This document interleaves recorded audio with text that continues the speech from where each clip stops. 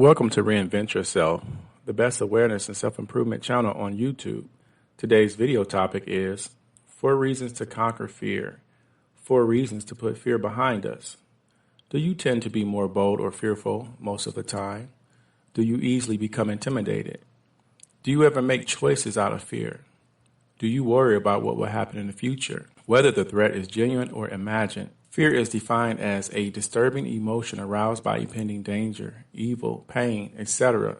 In other words, whether you should be afraid or not, fear is the state in which you feel terrified or afraid.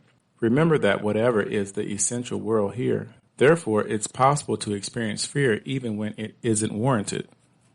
Let's discuss the origins of fear. We can use fear as a weapon to help us flee from danger. It is a component of a survival mechanism in evolution. The adrenal glands, which are upwards of our kidneys, delivers adrenaline straight into the bloodstream when we are afraid, which sets off a chain of biochemical processes in our body. It restricts blood flow to other places, such as our stomach. It improves blood flow and oxygen flow to our muscles so we can run more quickly. It enlarges our pupils so we can see more clearly. Fight or flight is another name for this state. Our perception and reflexes are more acute in this state, making it simple for us to escape genuine physical danger. These responses, however, are only beneficial when we are in actual physiological peril. When we encounter self-perceived risks that don't truly cause any bodily harm, they don't help us. If anything, when we don't require such responses, we only grow constrained by them.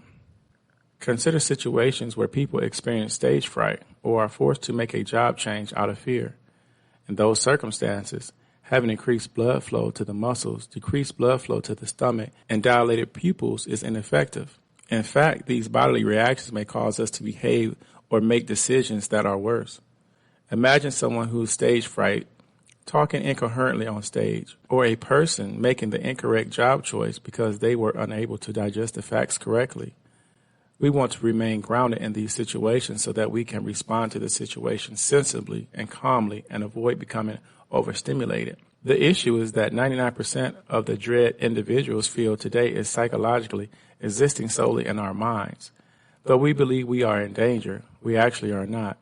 These anxieties include fear of public speaking, fear of people, fear of strangers, such as introverts who find it difficult to make new friends, fear of authority, fear of missing out, fear of failure, fear of loss, fear of change, fear of judgment, fear of humiliation, fear of growing old, fear of being alone, fear of being hurt, and more.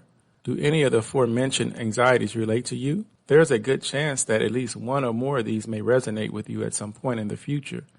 I can say with certainty that I do, since I have experienced all of the aforementioned things, even if only briefly or on a very subconscious level. Let's first examine why overcoming fear itself is necessary. Why face your fear? You could be asking yourself, why conquer fear? I'm doing okay with my current lifestyle. Sometimes I make decisions out of fear. Fear has protected me from harm. There are numerous justifications for facing your fear. I boiled them down to 4 main points. Number 1, your full potential is limited by fear. I assume you value development, becoming a better person, and living your best life. Sadly, being motivated by fear prevents all of that. It keeps you from developing and moving forward in life. The majority of people in our culture today vibrate at a fearful level, which is a concern. Being paralyzed by fear indicates that you are preventing yourself from reaching higher states of bravery, approval, passion, happiness, tranquility, and wisdom. You cannot ascend to higher states of consciousness as long as you wallow in the valley of fear. When you allow fear to control your ideas, emotion, and actions, you become its slave. People whose lives are very focused on the subject of fear have come across me, and it's a very disempowering situation to be in.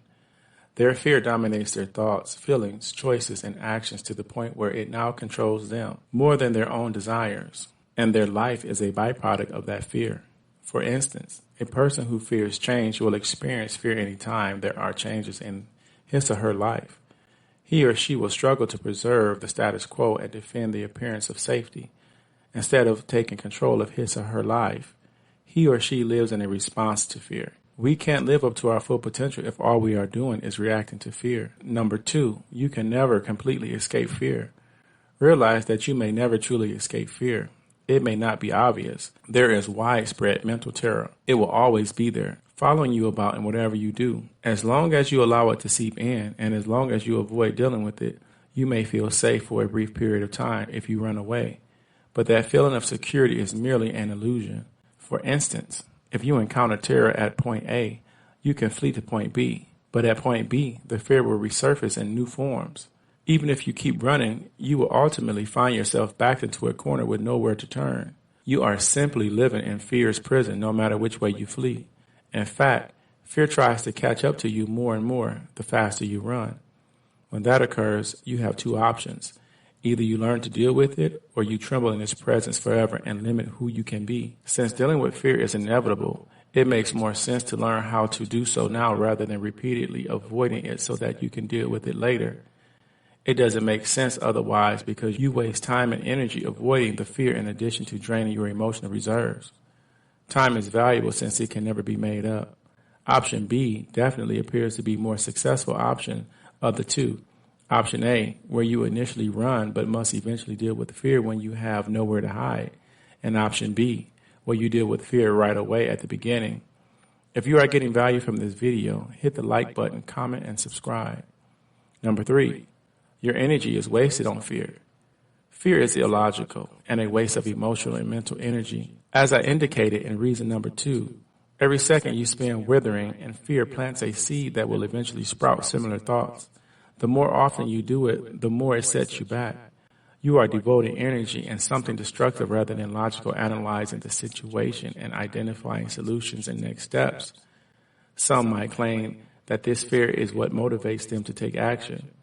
While there have been instances where people's fears seem to propel them forward, it is more accurate to say that these people move forward despite their fears. As was stated in the beginning, being afraid causes an adrenaline rush that boosts physical performance, but not mental performance.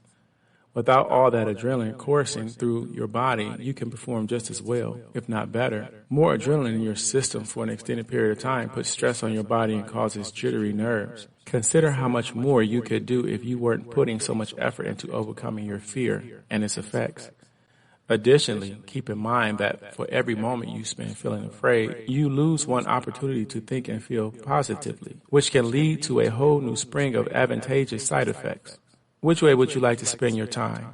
Being fearful and unhappy or joyful and positive? The former, hands down. Number 4, fear is only an imagination. Mental terror is similar to allowing oneself to be alarmed by a scarecrow. Despite appearances, they are harmless. As I've said at the beginning, mental fear is based on imagined danger. Your brain developed the false impression that these non-physical threats are genuine threats when they are not, which is why you feel afraid. Take public speaking as an illustration. More than death or illness, public speaking is at the top-ranked dread of the majority of people. Why is public speaking so terrifying to people? Realistically speaking, in front of an audience does not cause any kind of physical injury to the body. Some will argue that people don't fear physical harm so much as they fear making a mistake. Other people judge them, embarrassment, and other possible outcomes. You only have these fears in your head. All of the imagined scenarios, you forgetting the speech, the presentation going wrong, the audience being disinterested, etc., are untrue. All of it has not yet occurred. Even though something has happened in the past, it does not necessarily follow that it will happen again. The future has not yet happened. You are already experiencing it. You still have the power to influence events in the future to produce the results you choose. Thanks for watching. Be sure to like, comment, and subscribe. We'll see you in the next video.